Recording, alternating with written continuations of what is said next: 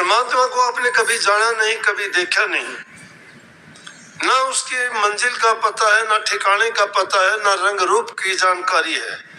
आपने किसको देखा? गुरु को देखा है। गुरु को देखा है, गुरु ने परमात्मा के गुणों का बखान किया है। वही आपको उस रास्ते पे चला के उसकी मंजिल तक पहुंचाने वाला भी वही है। इसलिए उस गुरु की जो बातें हैं, जो उनका उपदेश और शिक्षा है, उस शिक्षा को मानते चले जाओ, तुम्हारा रास्ता आगे से आगे अपने आप खुलता चला जाएगा। अब कई बार सत्संगी आते हैं, आके कहते हैं कि जी कृपा करना मेरा भक्ति में मन लगे। भाई मन तो आपका है, आज तो आपकी अकेले की बात नहीं, पूरे जितने संसार के आदि काल में भी जितने भी संत हुए, भगत हुए, जो भी भक्ति के मार्ग पर चले या किसी भी काम में लगे, सबने मन की शिकायत की।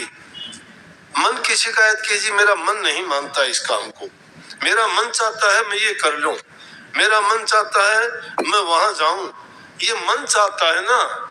लेकिन इस मार्ग पर चढ़ने वालों का मन नहीं चलेगा, मन की चाहना नहीं कर सकते हम।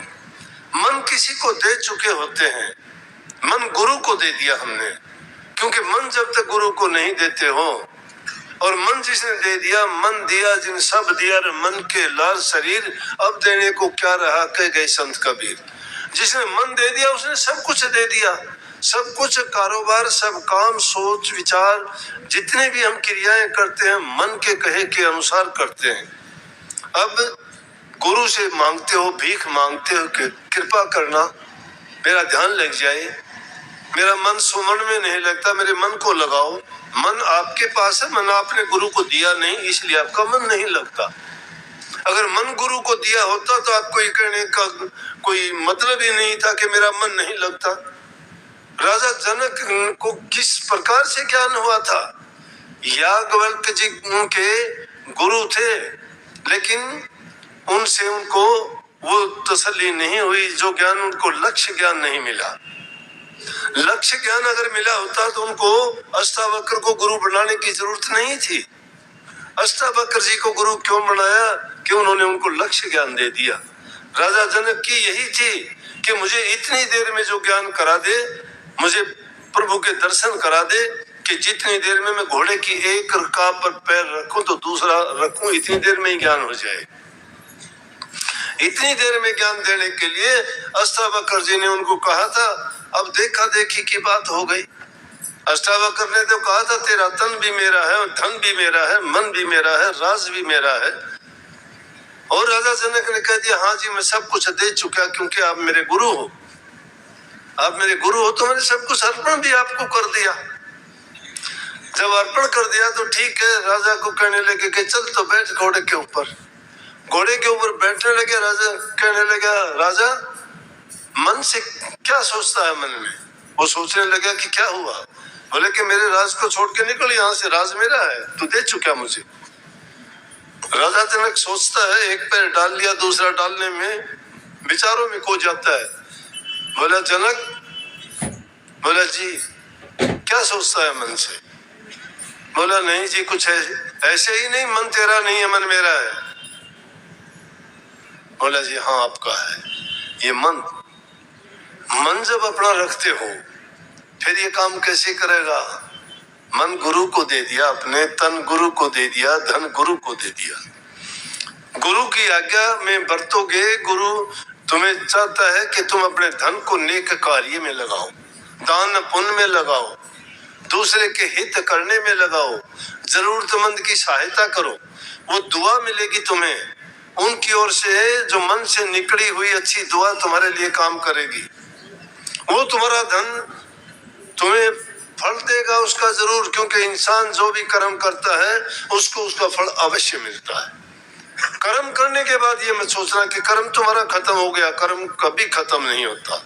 ये सृष्टि का नियम है, कर्म कर दिया उसी टाइम उसका कर्म फल भी हो गया है, और वो कर्म फल बन गया तो कर्म फल भोगना भी पड़ता है। लेकिन उसकी और कोई दवा नहीं है, एक ही दवा है उसकी।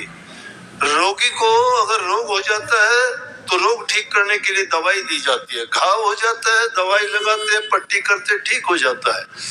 लेकिन ये जो कर्म का फल बन जाता है, उस कर्म फल को हम किस प्रकार से दूर कर सकते हैं, उसका इलाज एक ही है, नाम भक्ति और गुरु भक्ति के द्वारा। नाम सब रोगों की दवा है।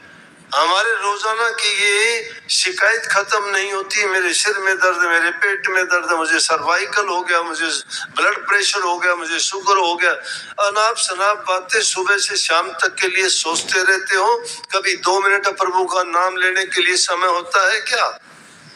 कभी अपने मन में सोचते हो, देखा देखी नाम आपने भी सबने लिया है, लेकिन ईमानदारी से मुझे ना बताओ, कहने की जरूरत नहीं, अपने मन में सोच के देखिए कि आप कितनी ईमानदारी से कभी नाम का सुमरण भी करते हो क्या?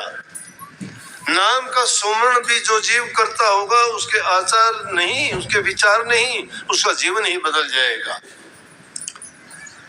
उसका जीवन बदल जाएगा। क्योंकि हर चीज में अपना गुण है। उस प्रभु के नाम का ये गुण है कि जो उस नाम की भक्ति करता चला गया, उसके काम, क्रोध, लोभ, मोह, अहंकार सब खत्म होते चले गए, अपने आप खत्म होते चले जाएंगे। अरे जिस प्रकार के साबुन के लगाने से कपड़े का, शरीर का मैल, मिट्टी, दाग लगे हुए साफ हो जाते हैं, उसी प्रकार से इस नाम रूपी साबुन से अगर हम सुमरण करते हैं, बार बार उसका अभ्यास करते हैं, ध्यान करते हैं, तो वो हमारे पाप कर्म सब धुलते चले जाते हैं धीरे धीरे करके। लेकिन हम है कि बात बनाने में तो बड़े होशियार हैं, इधर उधर की सीखी हुई सुनी हुई बातों को कहते हैं, किताबों में लिखी हुई बातों को बोल देते हैं, अंदर में हमारे कुछ भी नहीं है। अंदर में कब होगा? जब प्रेम प्रभु से होगा। प्रभु से प्रेम कब होगा? जब मन तुम्हारा साफ और पवित्र होगा। मन को साफ और पवित्र करने के लिए बुराइयों को दूर करना होगा, बुरी आदतों को त्यागना होगा। जब सच्चाई के रास्ते पे चले हो, गुरु को सतगुरु कहते हो, नाम को सतनाम कहते हो, संगति को सत्संग कहते हो, क्या सत्य के रास्ते पे चले? क्या सतगुरु को सत्य माना? क्या नाम को सत नाम माना तुमने? अगर नाम सत्य जग झूठ है, सब संतों ने कहा है, नाम सत्य जग झूठ है। जब नाम सत्य है तो सत्य का कितना आप उस एतबार करते हो, कितनी उसकी सत्य नाम की कमाई करते हो। सत्संग में बैठते हो, कितनी आपके मन की एकाग्रता होती है उस समय, कितने उन वचनों को सुन के अपने हृदय में उतारते हो, कितने यहाँ से जाने के बाद उनका रिवीजन करते हो कि हमने सत्संग में क्या सुना था। अरे एक कान से सुनते हो, दूसरे कान से निकाल देते हो, क्या फायदा है उसका? लेकिन मैं कहता हूं कि अगर तुम सच्चे मन से उन वचनों को मान के, ज्यादा जरूरत नहीं है, संतों के पास तो लोगों को बार बार जाने की जरूरत नहीं पड़ी। हम तो सत्संगों को एक मेले जैसा आयोजन मान लिया, उसमें आते हैं देखने के लिए, बैठने के लिए, खाने के लिए, पीने के लिए, यार दोस्तों से गपशप हाँकने के लिए। अरे कभी नाम की चर्चा, कभी गुरु की महिमा, कभी प्रभु की चर्चा अपनी जबान से करते हो क्या? चर्चा करते हो निंदा की, चुगली की, बुराई की, दूसरों की। तो उन बातों को देख के तो बड़े प्रसन्न होते हैं, लेकिन अगर निंदा करो तो गुरु की कर लिया करो। निंदा करते हो, नाम की किया करो। कम से कम तुम्हारी जबान से नाम तो निकल जाएगा, सच्चा नहीं तो झूठा निकलेगा। तुलसी साहब कहते हैं, तुलसी अपना राम ने रीज बजो चाहे खीज, भूमि पड़ा सो जाम सिर औंधा सौंधा बीज। अगर बुराई भी करते हो, निंदा करते हो, गुरु की ही कर लिया करो। अगर वो भी करोगे, कम से कम तुम्हारे मुंह से, तुम्हारी जबान से, तुम्हारे हृदय में नाम का जिक्र तो आएगा। और जहां नाम का जिक्र आएगा, दीपक जलेगा तो प्रकाश हो जाएगा। वो नहीं देखता है गरीब का घर है, अमीर का घर है, नहीं, उसका प्रकाश जहां कहीं भी उसको जगह मिलेगी वहीं प्रकाश कर देगा। तो नाम रूपी हृदय में प्रकाश जब हो जाएगा तो बुराइयां अपने आप धुलती चली जाती हैं। उस नाम को कम से कम आप सच्चे नहीं तो झूठे बन के ही ले लिया करो। झूठे भी अगर उसको याद करोगे तो भी तुम्हारा बहुत हित करेगा, बहुत कल्याण करेगा। लेकिन यहाँ आके भी हम अपने विचारों को, मन को और ही कहीं खो देते हैं। जैसे है मजाक की बात, एक औरत अपने पति से कहने लगी कि सत्संग में चला कर। ये बात मुझे क्यों याद आ गई, एक लड़की रोने लगी। और यहाँ आके कहने लगी अब इतना टाइम तो नहीं होता ना उस टाइम। फिर मैं अब दिमाग में बात आ गई तो कह ही देता हूँ। रोने लगी, बोला जी पहले तो मेरा घरवाला आया करता, अब सत्संग में नहीं आता। मैं भाई वो तो अगले की मर्जी है, जिसको नहीं रुचि वो ना हो। देखो भूख जिसको नहीं लगती उसको खाना कैसे खिला दोगे आप? जिसका मन नहीं उसको सत्संग में कैसे ले आओगे? ले भी आओगे तो उसका फायदा और हित भी क्या होगा? क्यों, उसका मन तो डामाडोल रहेगा। कहते हैं ना जैनुग्रह सत्संग में आवे, कड़वे कड़वे त्योर लिखावे, और वो लड़ने तैयार, बोलोगे तो लड़ाई करने के लिए तैयार हो जाएगा। अब देखा मैंने एक बहुत पुराना सत्संगी था, एक लड़की ने कहा बाबा थोड़ा गधे दो, आकड़ गया, हाथ में डोगा, हरी पगड़ी, बैठा होगा यहाँ बुरा मानने का मान जाओ। वो लड़के की तरफ यूं देखा, वो लड़के ने बेचारा कही बाबा इधर से नहीं उधर हो जाओ। बोला कि मैं देखता रह गया, मुझे फिर मैं चलो दूर से ही चला गया। अकड़ नहीं जाती इंसान की, तो हमारे हित की भी कोई कहता है। अरे कहीं भी जाओ मर्यादा होती है, अनुशासन होता है। जो आदमी मर्यादा और अनुशासन में नहीं रहेगा क्या खाक मिलेगा उसको? हर चीज मर्यादा में है, प्रकृति में हर चीज का संतुलन है। यहाँ जिसका संतुलन बिगड़ जाता है वहीं डामाडोल खराब हो जाता है। तुम्हारे खान पान का संतुलन बिगड़ा, रोग लग जाएगा, लग जाता है कि नहीं? कभी बुखार, कभी जुकाम, कभी कुछ, संतुलन बिगड़ा। हर चीज का संतुलन रखना पड़ता है। लेकिन एक नाम ऐसी चीज है जो सब बिगड़े हुए संतुलनों को ही ठीक करता है। तो वो एक और थी, बहन जी कहने लगी अपने घर वाले से कि देश जाके सत्संग में सुधर के आप भी चला करो। बोला क्या सत्संग में चलो? न बोली कभी तो चल पड़ा कर। बोला ले चल, तेरा मन करता है तो चल पड़ूंगा। क्यों, उसका तो मन था नहीं। अब नहीं जाए तो रोटी खानी थी, घर सोचा कि झगड़ा होगा, रोजाना तेरे से रखेगी। ये माता बहनें फिर भी सारा काम करती हैं, हर प्रकार का घर की दुख तकलीफ में सब कामों में आगे रहती हैं। फिर भी इनको थोड़ा भी टाइम मिले तो भी भक्ति कर और रुझान इन्हीं का होता है। वो कहने लगी सत्संग में चला कर कुछ सुधार हो जाएगा तेरा भी। बोला कि अच्छा तू नहीं मानती, चला रात के सत्संग थे, अब कहने सुनने से चला गया सत्संग हो रहा था तो जाके उसने सोचा कहाँ बैठूं। क्यों, उसका मन तो लगता नहीं था। उसने पीछे से ने जगह देखी, और जगह देखी तो अपनी वो बैलगाड़ी एक थी। उसने सोचा रात का टाइम है, ये पता नहीं कब तक होगा, यहाँ आराम से कट लगा के गाड़ी के नीचे बैठ गया। गाड़ी के नीचे बैठ गया, सत्संग होया। सत्संग 2-4 घंटे, 12-1 बज गया। उसको तो आ गई थी नींद थोड़ी देर में ही। क्यों, सत्संग के वचन उसको कैसे अच्छे लगते, रुचि नहीं थी उसकी। तो जब सत्संग की छुट्टी करी और सब ने जयकारा लगाया, जैसे अमरदास स्वामी बोलते हैं तो उसमें भी कुछ उन्होंने बोलते सबकी आवाज आई रांधी, उसकी नींद खुली। उसने सोचा छुट्टी होगी, तो एकदम झटके से उठा, लठ लग गया सिर में गाड़ी का। लोग कहने लगे हाँ, आज तो सत्संग में फूल बरसे। बोला अरे किसके फूल बरसे, मेरा तो सिर फूट गया। लठ बरसे सत्संग में। इतना फर्क हो गया कि जो सच्चे मन से नहीं गया लठ बरसे।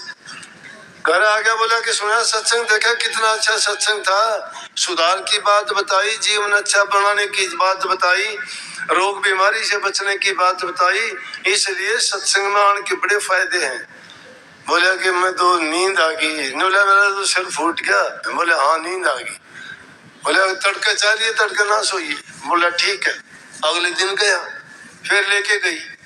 अगले दिन गया तो उसने सोचा आज गाड़ी के नीचे नहीं, एक दीवार थी, अकेला कोने से मैं जाके मैं और दीवार का कड़ लगा के अपना बैठ गया। वही बात हुई, सत्संग शुरू होया।